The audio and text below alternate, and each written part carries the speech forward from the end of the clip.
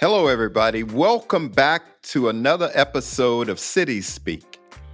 I am your host, Clarence Anthony, CEO and Executive Director of the National League of Cities. I am joined today by a truly visionary guest. But also, I'll describe our guest as just a nice person. I had the opportunity to meet this certified futurist, an author, and a Hall of Fame speaker. And any of us who were at our city summit, who attended last November, will remember our guest, who is Crystal Washington. And she was on our main stage, and everybody just sat there, pins and needles, engaged, being active, listening and participating, which is a special type of speaker that's able to make an audience of about 3,000 participate. And I must say that there were conversations after the speech for hours amongst our members. But more so, I'll say that she's known for her work, but helping organizations get the information they need to become future proof. Something that city leaders across the country really need right now. So let me stop and just say I'm so excited to have Crystal Washington joining us today.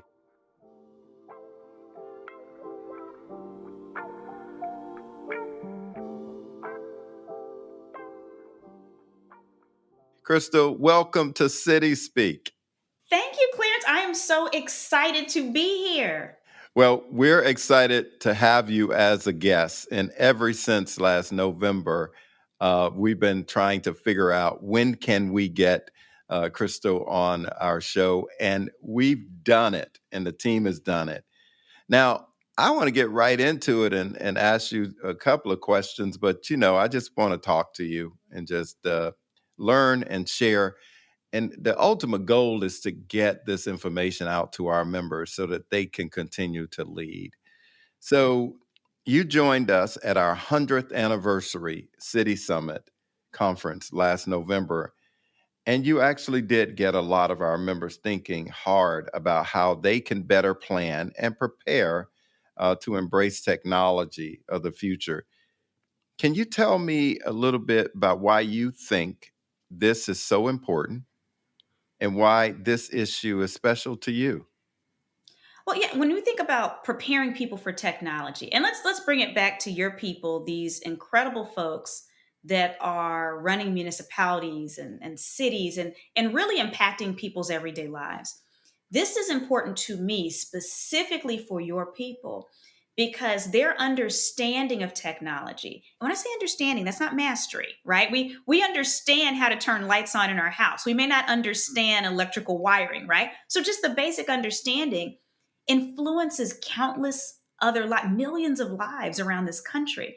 And so I think if we care about the United States, we care about our ability to leverage technology, but we're also in this very interesting tipping point where we have all this technology being introduced. And I believe the technology, most of it is neutral. It's like money. If you hand somebody that's knowledgeable and has good heart money, they're going to use it to be a blessing to other people. If you hand somebody that has problems money, oh, they're going to create more problems.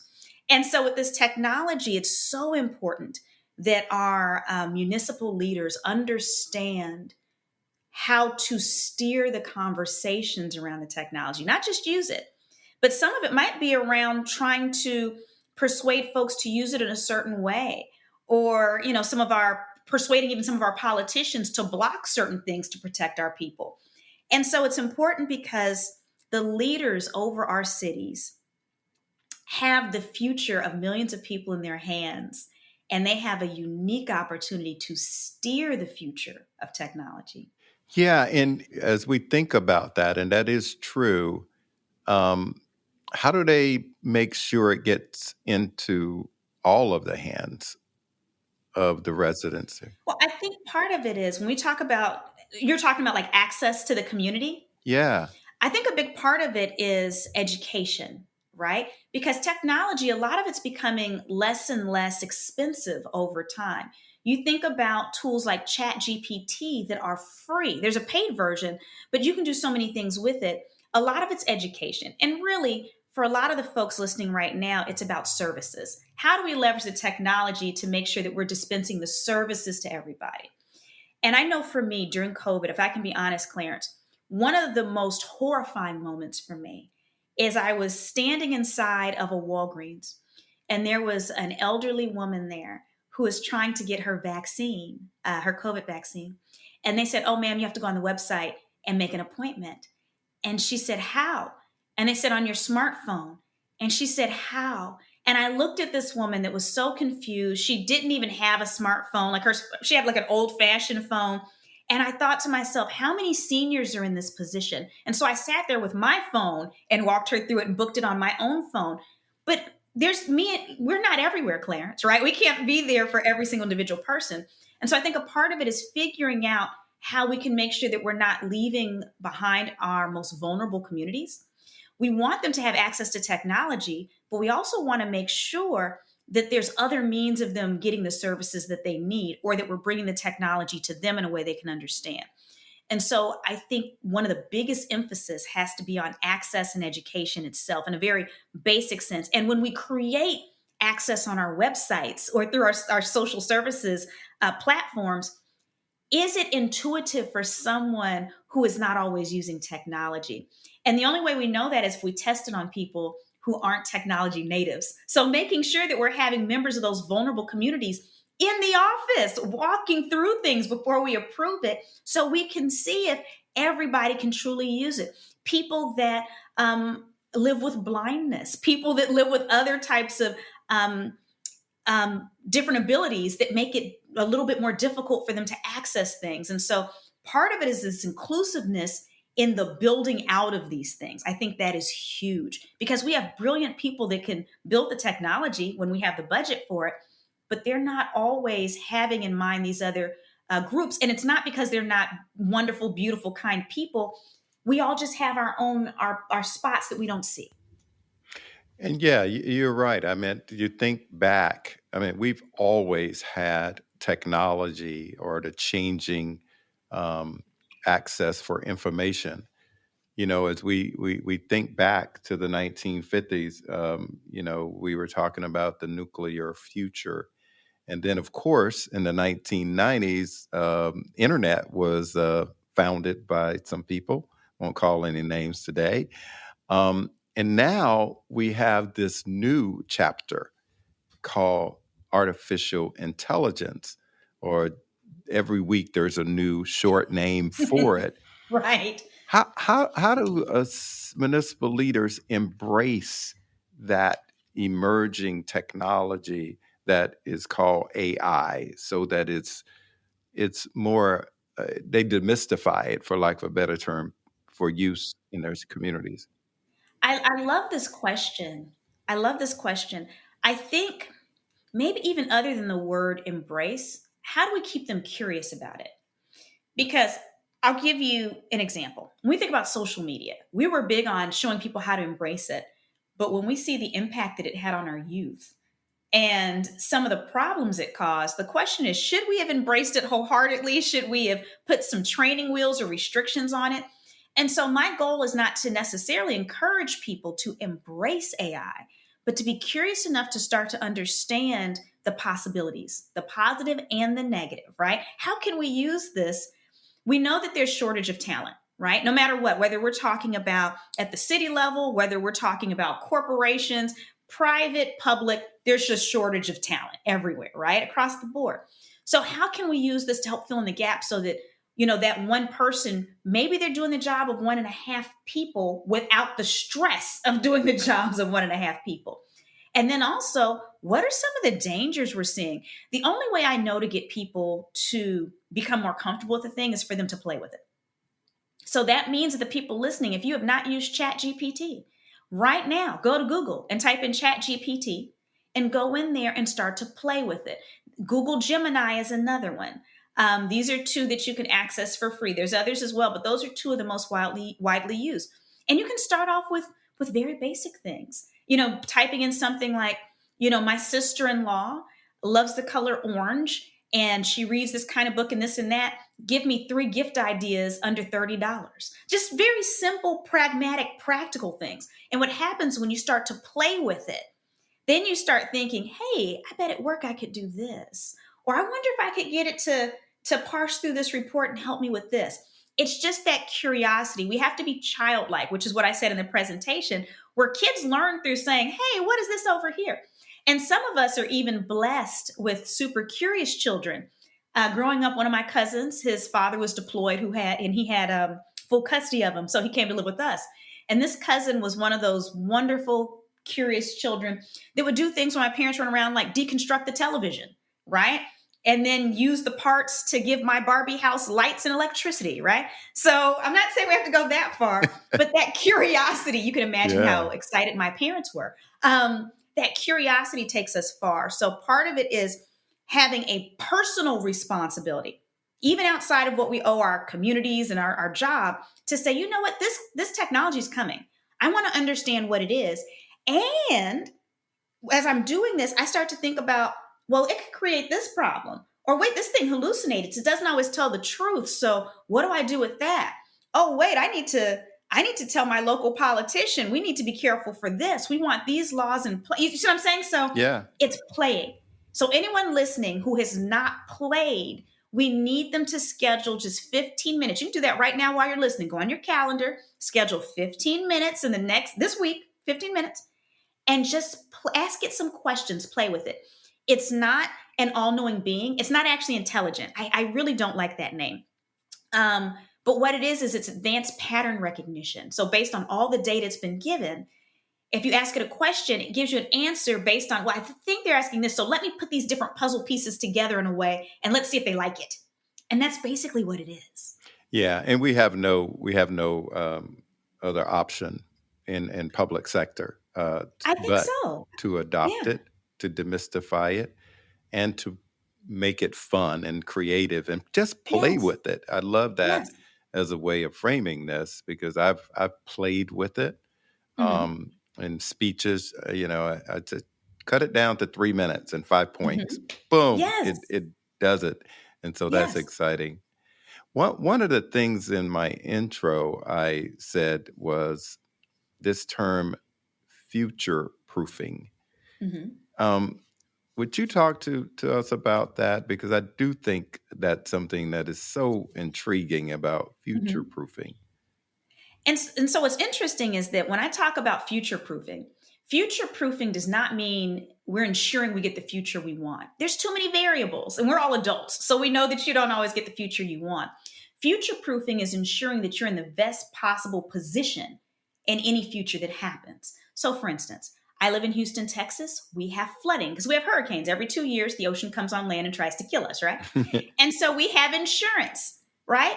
And so you can't control if a hurricane happens, but you do have insurance that you've actually gone through and make sure to cover the different things for a hurricane. So if it does happen, you're in the best possible position.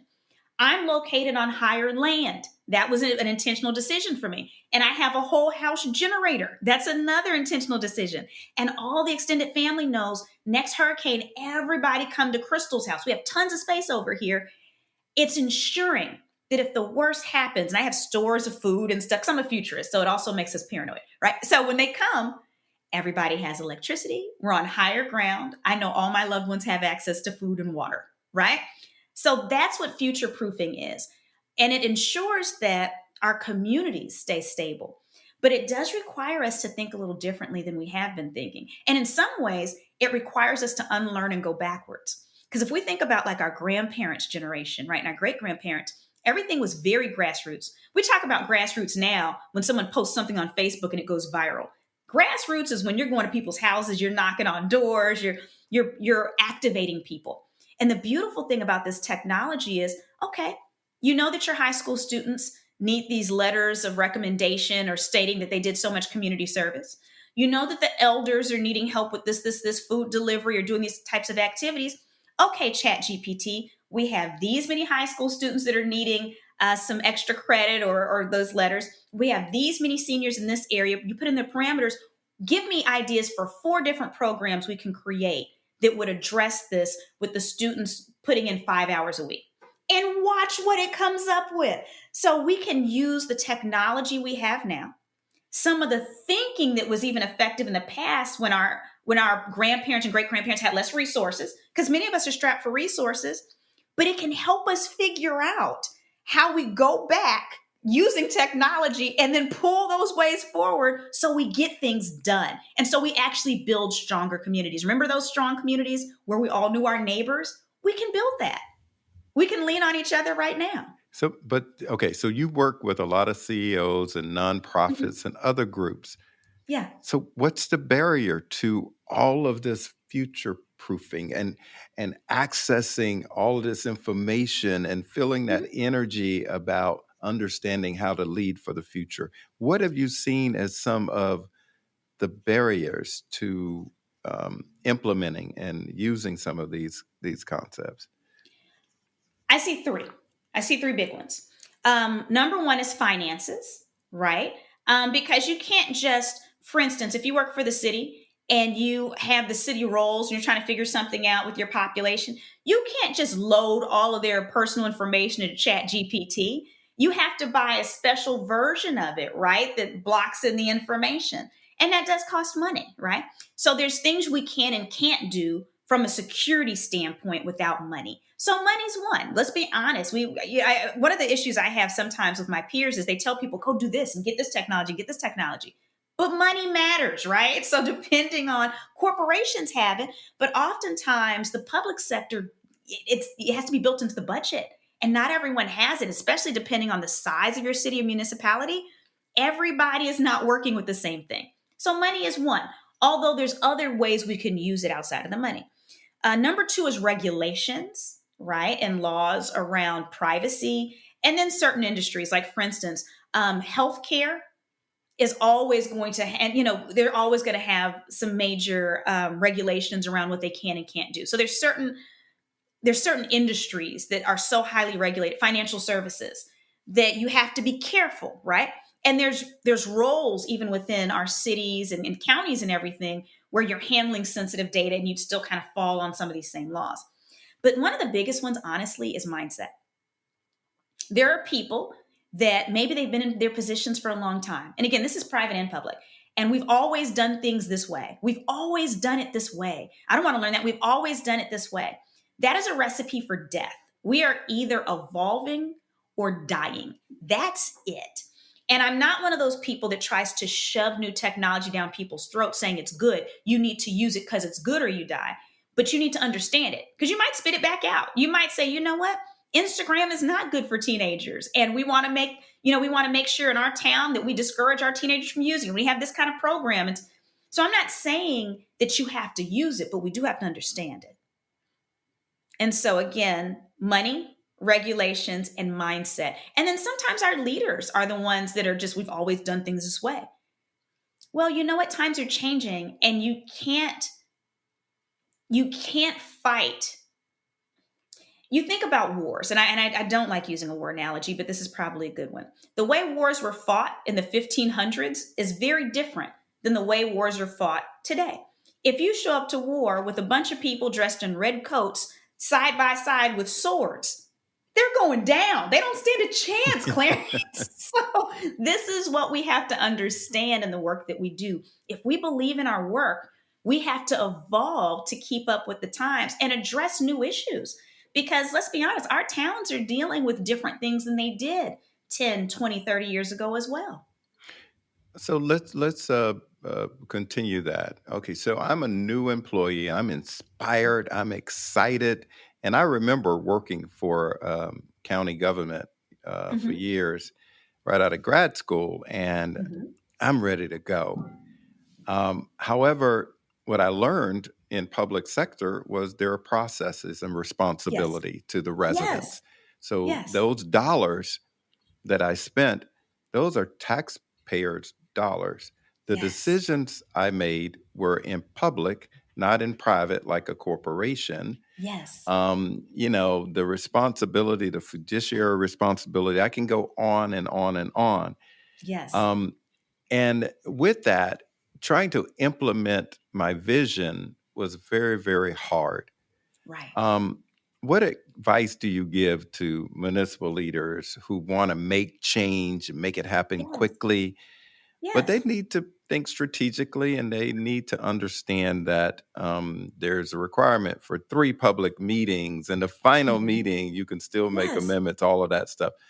So give our listeners some advice. How do they Yeah. future proof? How do they keep their communities moving in a dynamic way Yes. through this changing time?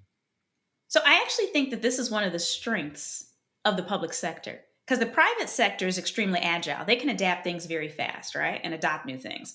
And sometimes I'm brought into these large corporations because they adopted things too fast and things blew up in their faces, right? So the beautiful thing about the public sector is that really can't happen. That's not a thing. And so I would say focus on ROI. So as you have this new idea, okay, if we do it this way, we design this program, it's going to save us this amount of money because now we don't need this over here.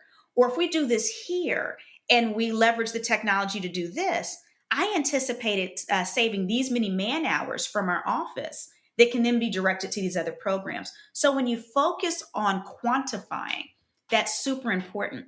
Now, here's the qualifying part. You're presenting things at 3 public meetings, speaking to the needs of the people listening. Now, right now, we know that when it comes to city level things, it really just affects people across the board. But some people, no matter what, they're going to bring on their political blinders, right? No matter what, they're going to bring in their sides, whatever side that might be. But speaking of that improvement in a way so that it touches their issues. Hey, I know for you over here, you mentioned this over here, you teachers or you people that believe in this over here, this will save money here because we can put more money towards this program over there, or this will help us address your issue with this. So, speaking to the benefits and not the features. One of the challenges that comes out of Silicon Valley, and sometimes those of us that are technical or that are happy, to make the change, is that we focus on what this thing can do. It's these many watts and it can light up to this. What people need to understand is, oh, you're going to have the best lighting ever. You're going to be able to. So, speaking to the benefits of the people as you're presenting this and quantifying it as much as possible, I anticipate this will be the impact. This will be the savings, or this will be how the public will benefit greatly, like very specific benefits. It's easier to get people on board. And then when you have people that have objections, can I share my little sneaky thing? And this comes in handy with Yes, corporations, but I think it'll fit here too. Can I share my little sneaky thing? please. When people have objections to a change, understanding that it's a biological reaction to see change as danger. And I mean, that's literally a biological reaction. It's what kept our ancestors alive so they wouldn't eat the similar looking berry that would kill them, right? I'm really big on tell me more. I'm going to listen to you. Tell me all the issues you have. Okay, well, I see you're concerned about this. Okay, you're concerned about this.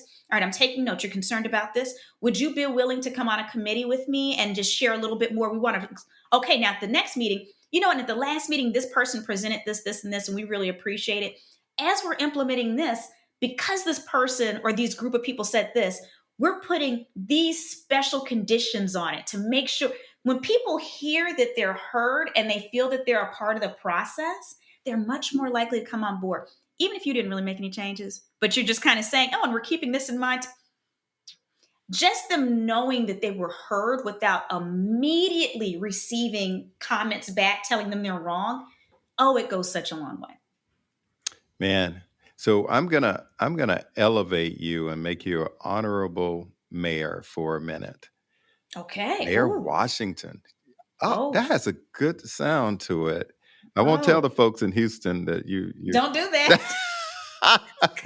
Because they're mad at our mayor right now. Don't do it, Clarence. Oh, I I don't want know, that I know, I drama. know, I know your mayor pro tem, Tiffany and Martha, all the It's people hot. on your It's hot council over there do right too. now. But I want to say to you, I'm going to anoint you the mayor. You Hmm. can decide the Okay. city. Okay. Um, and it's your first term, Okay. and you run on future proofing the community. Hmm. Hmm. What would be some of the first things that you would do in your first term if you had this great opportunity to lead a Hmm. community? I believe in listening campaigns. I really believe in listening campaigns because oftentimes what we think people need or want is not really what they need or want, or it's symptoms of something bigger. The beautiful thing, let's get back to as we talk about AI, is it allows you to parse large amounts of data to find patterns. And so let's say I go on this massive listening campaign, and maybe have all these different town halls, and we're having people fill out surveys and give their feedback and a lot of open-ended questions. So not just A, B, C, or D, and then feeding that into some of these AI models, the protected ones, so we're not putting out sensitive data, or we're asking in a way where people aren't necessarily self-identifying too much, but maybe they're putting certain identifiers so we know their neighborhood, we know race, class, some of those things that are still helpful to know. You start parsing through that. Now that starts to work out patterns for you. What are you seeing as some of the most pressing issues? What is this actually indicative of? Because sometimes the issue people think they're seeing is not actually the root issue. So I'm a data person. It's not about what I think needs to happen.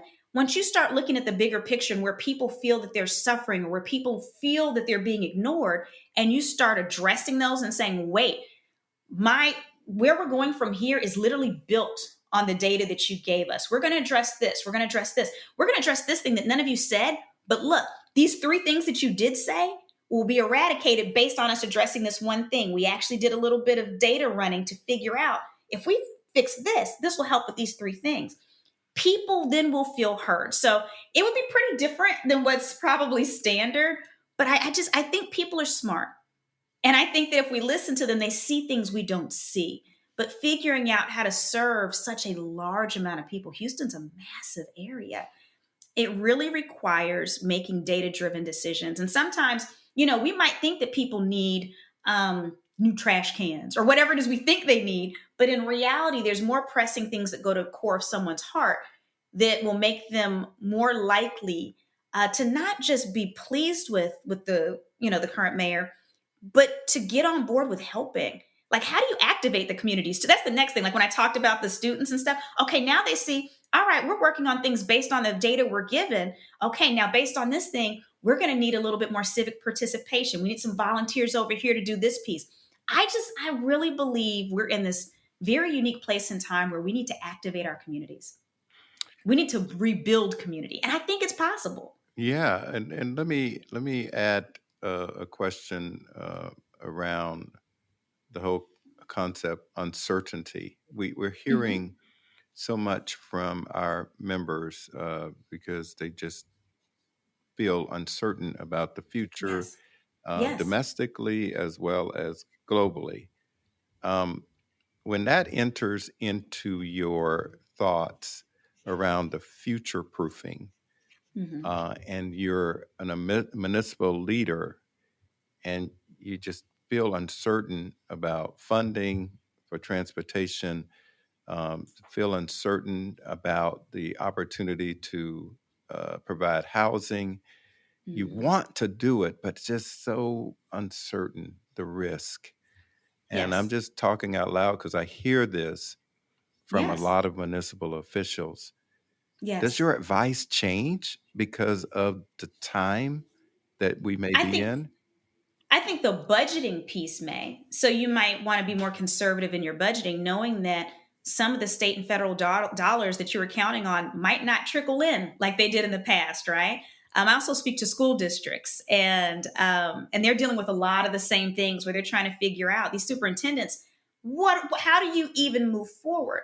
I think it's moving forward with what you have, being conservative in your budgeting, which means you're gonna have to tell a lot of people no, you're gonna cut some things, you're gonna make some folks upset, but I think also explaining this is the why. And if we get this, we're able to expand here. But based on this, we have to do it in this way. And I think it's really trusting people. And I know it's scary right now, right? Because people believe all kinds of misinformation. And it's easier to put out misinformation because of this technology. This very technology, Clarence, can have me and you having a conversation that looks just like this one. But instead of us saying what we're saying, we could be talking about Santa Claus. They can literally make our conversation something different. I think being honest with people and letting them know this is what we're working with. So we're doing the budget based on this.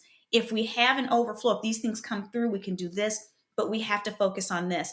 And it's a training of people so that they understand, even in your household, as much as possible, you have to try to do this. Now, it hurts. Because here's what I know, Clarence, in the time that I spent with your folks, and I've spent time with other people in positions over local governments. Everyone has a heart for people. They have a heart for service, you know? And so it's hard, especially with the housing piece and food insecurity and lessening of SNAP, but it's hard. But all we can do is the best with what we have. I know during COVID, I had conversations with a few business owners that were concerned about their employees. And I told them, look, I know you want to make a 5-course meal. I know you want to, but all you have is bread, bologna, and mayonnaise. And so my suggestion is for you to make the very best bologna sandwich you can make with love and intention on it, right? Like you make this with your heart and hand it to the people, knowing this is the best you can do. And I think we have to become okay with the fact that this is a day and age. This has always been true, right? When it comes to city and local governments, it's always been the truth. But now more than ever, we can only do what we can do. But we can activate our communities to see if they're willing to fill in some gaps. How can we help people help each other to fill in the gaps? And I do think we're in a place where there's more people that are willing to do it. But it's a different way of thinking. Because we've over time, I think we have been, especially those of us that are more in urban areas, we have been programmed to be scared of our neighbors. Even in suburbia, and so we have to shift this because we're living in a time where we have to depend on each other more than we did the past couple of decades. Wow. Just by listening to you, I feel a lot better in my role as managing and leading this National Association of Elected Officials who do have a heart for public Yes. service, that who have a heart for their communities. And most of all, it's the place they call home. So they Yes. definitely care about the place that they Yes. call home. I feel better. So let me ask you, if others would like to contact you Mhm. and our listeners would like to reach out to you, how would they do that?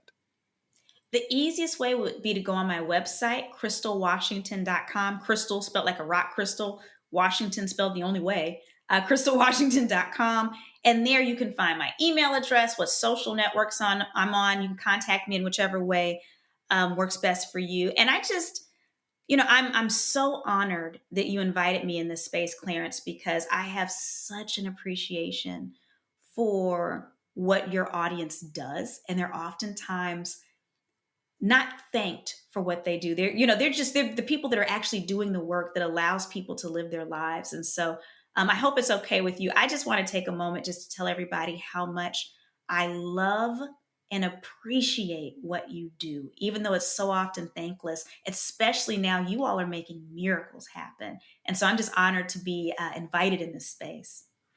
Well, City Speaks listeners, it is our honor to have Crystal Washington here to help us understand how we can future proof our communities, but also how can we actually integrate technology and information and data into our day to day. But now, what I really want y'all to do is when she runs for mayor and she makes sure that she follows through on her promises that she made today. And Oh, I'm so, so honored. I am, and I'm inspired. And actually, I can tell you that I learned a lot that I'm going to share. So thank you so much. And I appreciate you being here. And let's continue to make our communities better through thinking about the future. thank you.